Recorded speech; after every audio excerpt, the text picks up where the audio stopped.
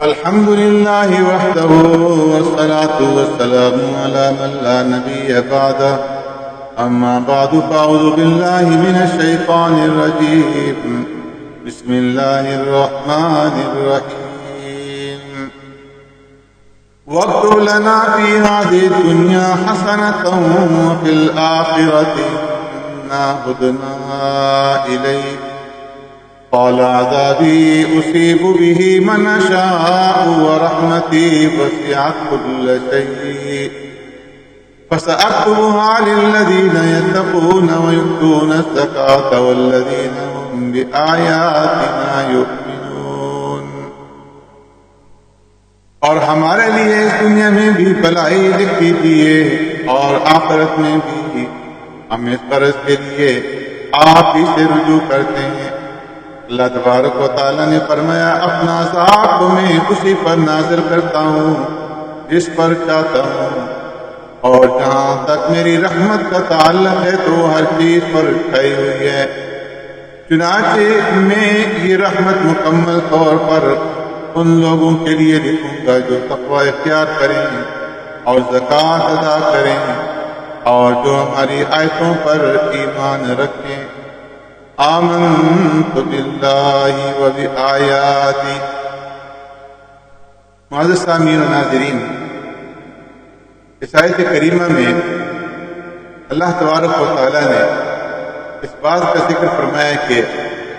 دنیا میں تو میری رحمت عام ہو سکتی ہے، انسان ہو یا غیر انسان، مومن ہو یا کافر، فرمان بردار ہو یا نافرمان، مگر آخرت اچھے برے کے امتیاز کا مقام ہے، اور آخرت میں رحمت کے مستحق صرف وہ لوگ ہوں گے کہ جو چند شرائط کو پورا کریں، اور ان میں سے ایک یہ کہ وہ تقوی اور پرہیزگاری اختیار کریں، یعنی تمام واجبات شرعیہ کو ادا کریں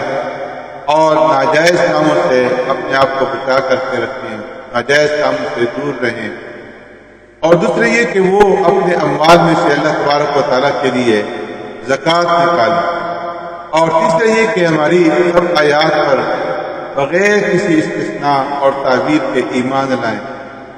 موجودہ لوگ بھی اگر یہ پوری صفات اپنے اندر پیدا کر لیں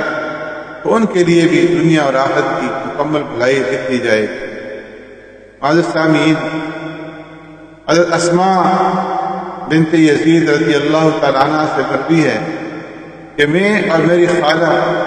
پیارے پیغمبر صلی اللہ علیہ وسلم کی خدمت میں اس حالت کے اندر حاضر ہوئیں کہ ہم نے سونے کے کنگن پہنے ہوئے تھے۔ پیارے پیغمبر صلی اللہ علیہ وسلم نے ہم سے پوچھا کہ کیا تم نے ان کی زکوٰۃ ادا کی ہے، تم زکوٰۃ ادا کرتی ہو؟ ہم نے عرض کیا کہ نہیں۔ پیارے پیغمبر صلی اللہ علیہ وسلم نے فرمایا کیا تم اس سے نہیں ڈرتی، تمہیں اس بات سے ڈر نہیں لگتا کہ تم کو اللہ تبارک و تعالیٰ آپ کے کنگن پہنا دے، اس کی زکوٰۃ ادا کیا کر۔ ایسے ہی حدیث میں پیارے پیغمبر صلی اللہ علیہ وسلم نے ارشاد فرمایا کہ اللہ تبارک و تعالیٰ فرماتا ہے اے آدم کے بیٹے، تو نیک کام میں خرچ کر، میں تجھ پر خرچ کروں گا۔ معزز سامعین، آج کے درس کی مصنون دعا دودھ پینے کی دعا ہے۔ حضرت ابن عباس رضی اللہ تعالیٰ عنہ سے مروی ہے کہ پیارے پیغمبر صلی اللہ علیہ وسلم نے ارشاد فرمایا جسے اللہ تبارک و تعالیٰ دودھ پلائے تو وہ یہ دعا پڑھے، اللہم بارک لنا فیہ وزدنا منہ، اللہم بارک لنا فیہ وزدنا منہ۔ اے اللہ، اس میں ہمارے لیے برکت عطا فرما دیجیے اور زیادہ عطا فرمائیے۔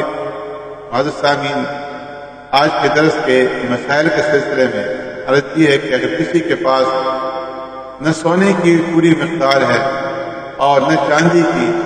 بلکہ تھوڑا سا سونا ہے اور تھوڑی سی چاندی، تو اگر دونوں کی قیمت ملا کر کے 52.5 تولہ چاندی کے برابر ہو جائے یا 7.5 تولہ سونے کے برابر ہو جائے تو زکوٰۃ واجب ہے۔ اور اگر دونوں چیزیں اتنی تھوڑی تھوڑی ہیں کہ دونوں کی قیمت نہ اتنی کہ چاندی کے برابر ہے اور نہ اتنی کہ سونے کے برابر، تو تو اس صورت کے اندر زکوٰۃ واجب نہیں ہوگی۔ سبحانک اللہم و بحمدک، نشہد ان لا الہ الا انت، نستغفرک و نتوب الیک۔